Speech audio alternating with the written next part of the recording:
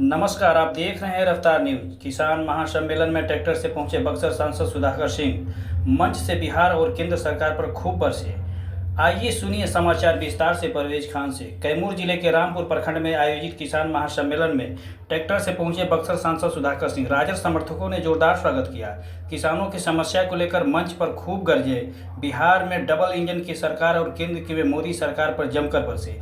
किसानों की समस्या पर किया चर्चा। दुर्गावती जलाशय परियोजना पर बोला कि जलाशय बने बरसों बीत गए पर आज तक नहरों में पानी नहीं छोड़ा जाता, क्योंकि उतना पानी के लिए नहर बना ही नहीं।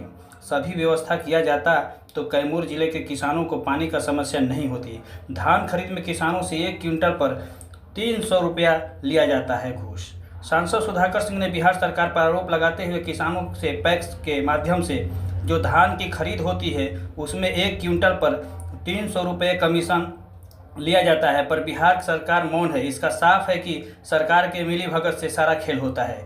बिहार विधानसभा चुनाव के बाद भाजपा विलय हो जाएगा, जदयू पार्टी, बोले बक्सर सांसद सुधाकर सिंह का दावा। विधानसभा चुनाव के बाद जदयू पार्टी बीजेपी में होगा विलय। लोगों को दिखाने के लिए भाजपा जदयू अलग अलग चुनाव लड़ेगी। सिर्फ जनता को मूर्ख बनाने के लिए अब जनता का विचार करना है कि वोट नीतीश के जदयू को दे रहे हैं कि भाजपा को।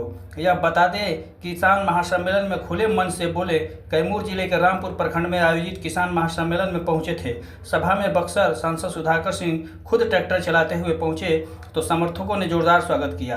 किसानों की समस्या को लेकर बिहार और केंद्र सरकार पर जमकर बरसे। सभा में सुबोध महतो, राष्ट्रीय प्रवक्ता राजद प्रदेश युवा राजद विजेंद्र कुशवाहा सहित कई राजद नेता शामिल थे। आइए सुनिए इस विषय में।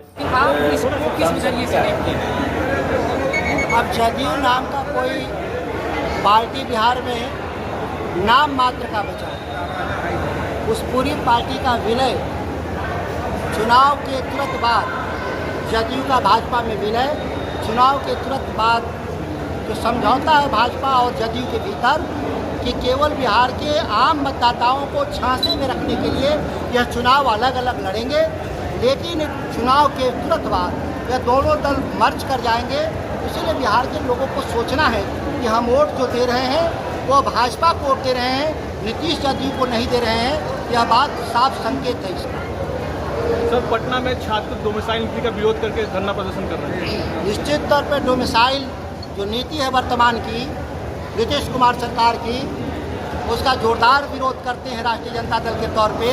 और राष्ट्रीय जनता दल बड़ा स्पष्ट रूप से कानून लाएगा कि बिहार में हम लोग 100% डोमिसाइल नीति लागू करेंगे और इस पर हम लोग कोई समझौता नहीं करेंगे।